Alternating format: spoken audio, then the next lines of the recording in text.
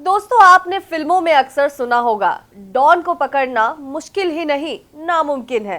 ये डायलॉग भले ही film don का हो, लेकिन असल जिंदगी में कुछ ऐसे किरदार हुए हैं जिन पर ये लाइन बिल्कुल फिट बैठती है।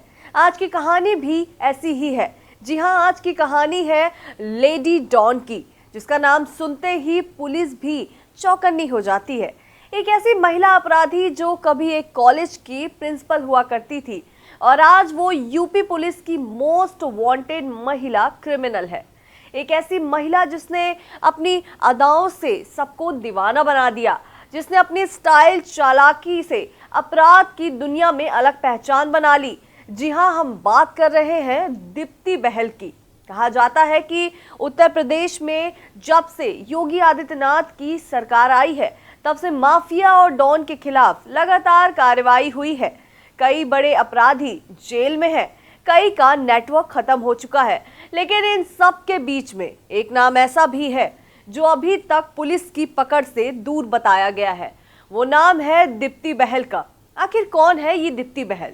दीप्ति बहल को अक्सर मीडिया में लेडी डॉन के नाम से जाना जाता है। बताया जाता है कि उसने बहुत कम समय में अपराध की दुनिया में अपनी अलग ही पहचान बना ली है।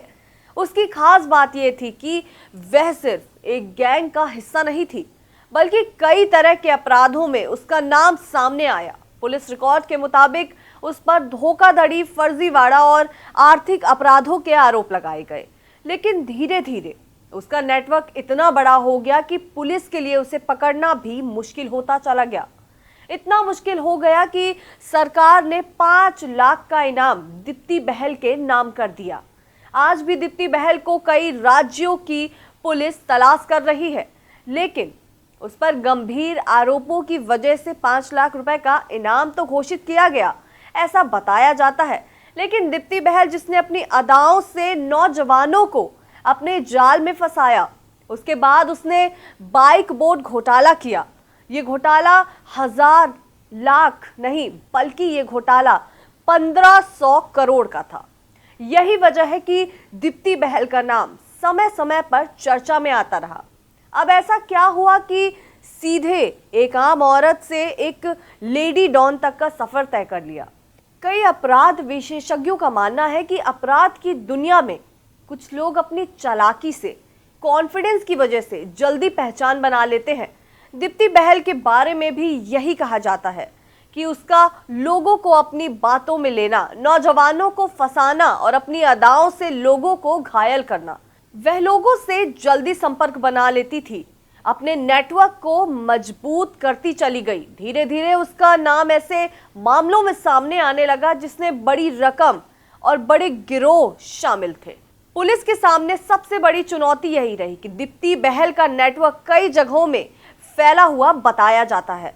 ऐसे मामलों में आरोपी अक्सर लगातार अपनी लोकेशन बदलते रहते हैं, जिससे उन्हें पकड़ना और भी ज्यादा मुश्किल हो जाता है।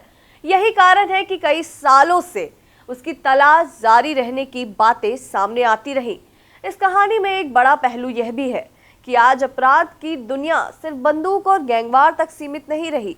अब इसमें फाइनेंशियली फ्रॉड, डिजिटल नेटवर्क और संगठित अपराध जैसे नए तरीके भी शामिल हो चुके हैं।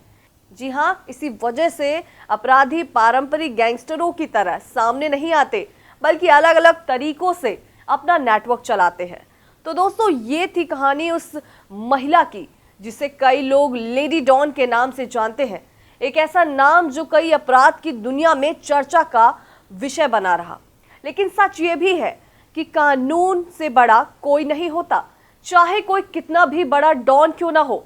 कानून का सिकंजा आखिरकार उस तक पहुंच ही जाता है। और यही वजह है कि ऐसी कहानियां हमें सिर्फ रोमांच नहीं, बल्कि एक सीख भी दे के जाती हैं कि अपराध का रास्ता चाहे कितना भी चमकदार क्यों ना हो, उसका अंत हमेशा अंधेरे में ही होता है।